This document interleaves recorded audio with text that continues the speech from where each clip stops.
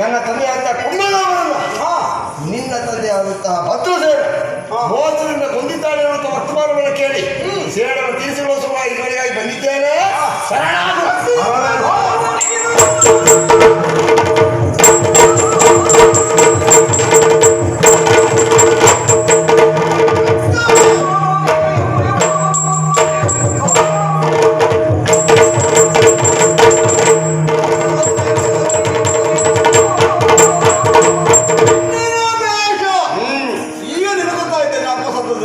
ಮೊದಲೇ ಗೊತ್ತಾದ ಇಷ್ಟೊಂದು ಕತೆ ಮುಗಿದು ಹೋಗ್ತಿತ್ತು. ಹೌದಾ? ಅಪ್ಪನಿದೇ ರೀತಿ ದುಡುಕಿ ನಮ್ಮ ರಾಜ್ಯಕ್ಕೆ ಮುತ್ತಿಗಿಟ್ಟ ಒಂದು ಹಿಂದೆ ಹಾಗಾಗಿ ನನ್ನ ತಂದೆಯವರು ಬಂದು ಕಳೆದಾರೆ. ಅದೇ ರೀತಿ ನೀನು ಮುಂದುವರೆದರೆ ಅಪ್ಪನ ಯಾಕೆ ನಿಲ್ಕೊಂಡು ಬರ್ತೇನೆ.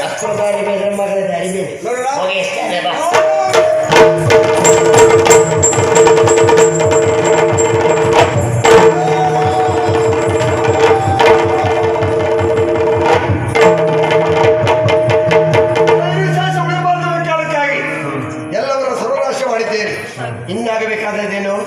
ಇದ್ದಾಳಲ್ಲ ಅವಳ ದತ್ತಶೀಲೆ ಏಕಾಂತ ಮಂದಿರವನ್ನು ಸೇರಿರಬಹುದು.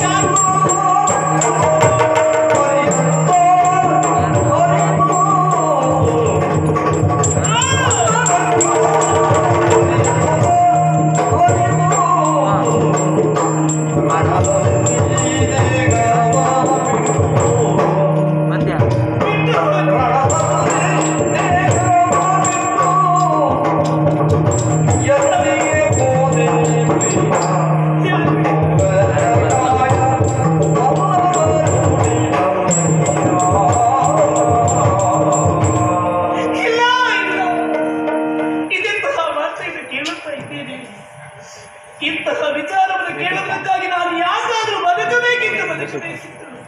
ಒಮ್ಮೆಲೆ ಬರ ಸಿಡಿದ ಮೇಲೆ ಎಳೆದು ಬಾರದಿದೆ. ಇಲ್ಲವೇ ಇಲ್ಲ. ನನ್ನೆನ್ನೇ ನಾನು ದೂಷಿಸಿಕೊಂಡು ಏನು ಪ್ರಯೋಜನ ಸ್ವಾಮಿ? ಅನುಕ್ಷಣವೂ ಅನುದಿನವೂ ನಿಮ್ಮ ಜೊತೆಯಾಗಿ ಸಂತೋಷದ ಕ್ಷಣವನ್ನು ಕಳೆಯಬೇಕೆನ್ನುವುದಾಗಿ ಆಸೆ ನಿಟ್ಟುಕೊಂಡವು ಈ ಸತ್ಯಶೀಲೆ.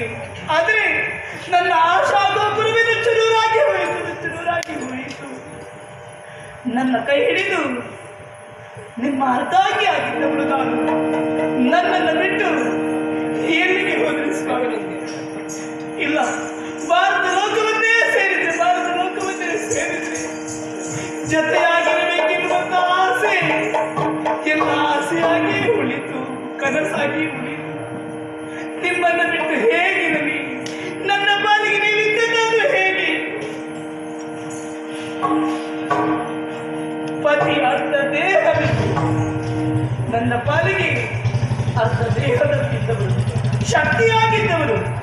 ಆದರೆ ನಿಮ್ಮನ್ನೇ ಕಳೆದುಕೊಂಡಿರಂತಾದ್ರೆ ನನಗಿನ್ಯಾರು ದಿಕ್ಕು? ನನಗಿನ್ಯಾರು ಇದ್ದಾರೆ? ಇಲ್ಲ ಇಲ್ಲ ಇಲ್ಲ, ಇನ್ನುಳಿ ಉಳಿದಿರುವುದು ಒಂದೇ ಮಾರ್ಗ, ಸಾವು. ಇದುವೇ ಸರಿಯಾದದು, ನನ್ನ ಪ್ರಾಣವನ್ನೇ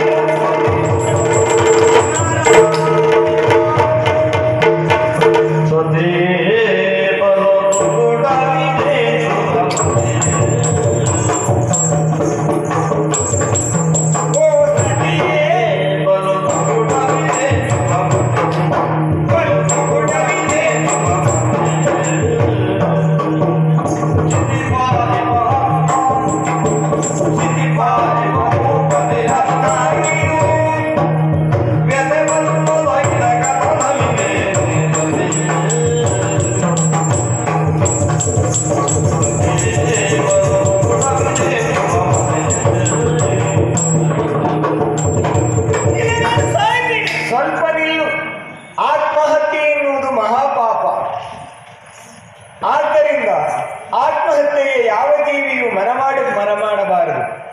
ಆದರೆ ಗಗನ ಮಾರ್ಗದಲ್ಲಿ ಸಂಚರಿಸುವಂತಹ ನಾನು ಒಮ್ಮೆ ಭೂಲೋಕದತ್ತ ದೃಷ್ಟಿ ಹಾಯಿಸಿದಾಗ ಆತ್ಮಹತ್ಯೆಗೆ ಮನ ಮಾಡಿದ ನಿನ್ನನ್ನು ನೋಡಿದೆ. ಹಾಗೆ ನಿನ್ನ ಬಗ್ಗೆ ಯೋಚಿಸುವುದೇ ಆದರೆ ನೀನು ಸಾಮಾನ್ಯದವಳೆ, ವೀರ, ನಿನ್ನೊಲ್ಲಭ ಸಮರ ವೀರ, ಮಾದ್ರಾಧಿಪತಿ ಎನ್ನಿಸಿಕೊಂಡಂತಹ ಚಂದ್ರಸೇನನ ಮಡದಿಯಾದಂತಹ ನೀನು ಈ ರೀತಿ ಆತ್ಮಹತ್ಯೆಗೆ ಮುಂದಾಗಿದ್ದೀಯಲ್ಲ, ನಿನಗೆ ಬಂದಿಯ ವ್ಯತಿ ಏನು? ಯಾರನ್ನು ಹೇಳಿ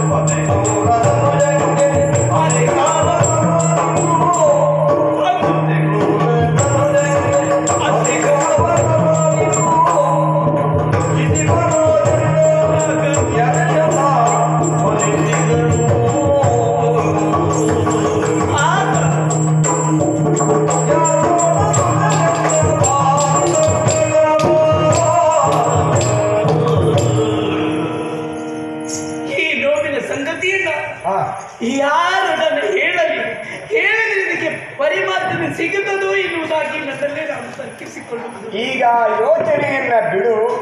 ನಿನ್ನ ಹತ್ತಿರದಲ್ಲಿ ನಾನಿದ್ದೀನಲ್ಲ, ನಿನ್ನ ಬವಣೆಯನ್ನ ತೋಡಿಕೊಂಡದ್ದೇ ಆದರೆ ಪರಿಹಾರ ನೀಡುವುದಕ್ಕೆ ಆಗ್ತದ ನೋಡ್ತೇನೆ. ಖಂಡಿತವಾಗಿ ನೀವಾಡಿದ ಮಾತು ಸತ್ಯ. ಮನಸ್ಸಿನಲ್ಲಿರುವಂತಹ ದುಗುಡವನ್ನು ಇನ್ನೊಬ್ಬರಲ್ಲಿ ಹಂಚಿಕೊಂಡಿದ್ದೆ ಹೌದಂತಾದ್ರೆ ಅದಕ್ಕೆ ಪರಿಹಾರ ಸಿಗದೆ ಇದ್ರು ನೋವು ಪರಿಮಾರ್ಜನೆ ಆಗುತ್ತದೆ ಸ್ವಲ್ಪ ಖಂಡಿತವಾಗಿ ಹೌದು ಅಲ್ಲವಾ? ಯಾರಲ್ಲಿ ಹೇಳಿ ಸ್ವಾಮಿ, ನಿಮ್ಮೊಡನೆ ಹೇಳುವುದಿಷ್ಟೇ, ರಕ್ತ ಜಂಗಾಸುರ ಎಂಬಾತ ನಮ್ಮ ನಾಡಿನ ಆಸೆಗೋಸ್ಕರವಾಗಿ ನನ್ನ ಕೈ ಹಿಡಿದಂತಹ ನನ್ನೊಲ್ಲವರನ್ನೇ ಕೊಲೆಸಿದರು. ಅವರನ್ನು ಕಳೆದುಕೊಂಡು ನಾನು ಯಾಕಾಗಿ ಬದುಕಲಿ, ಯಾರಿಗಾಗಿ ಬದುಕಲಿ, ನನ್ನನ್ನು ಕಾಯುವವರು ಯಾರಿದ್ದಾರೆ ಎನ್ನುವುದಾಗಿ ಚಿಂತೆಗೆ ಒಳಗಾಗಬಹುದು. ಸತ್ತವರಿಗಾಗಿ ಈ ಪರಿ ಅಳುತ್ತಾ ಇದ್ದೀಯ. ಹೀಗೆ ಅಳುತ್ತಾ ಇದ್ದಂತೆ ಹೇಳುವುದು ಅಂತಾದ್ರೆ ಅವರಿಗೆ ಮೋಕ್ಷ ಸಿಗ್ತದ? ಆ ಮೋಕ್ಷಕ್ಕೆ ಏನಾದರೂ ಒಂದು ದಾರಿ ಹುಡುಕಬೇಕೋ ಬೇಡವೋ? ಬೇಕಿದೆ. ಹಾಗೆ ಮೋಕ್ಷಕ್ಕೆ ದಾರಿ ಹುಡುಕಬೇಕು ಅಂತಾದ್ರೆ ಮೋಕ್ಷವನ್ನು ನೀಡುವುದಕ್ಕೆ ನಾವು ಜೀವಂತವಾಗಿರ್ಬೇಕು. ಖಂಡಿತವಾಗಿ ಅಲ್ವಾ? ಆದ್ದರಿಂದ ವೈರ್ವಿಶೇಷ ನಾಶ ಆಗಬೇಕು, ನಿನ್ನ ಗಂಡನ ಆತ್ಮಕ್ಕೆ ಶಾಂತಿ ಉಳಿಬೇಕು.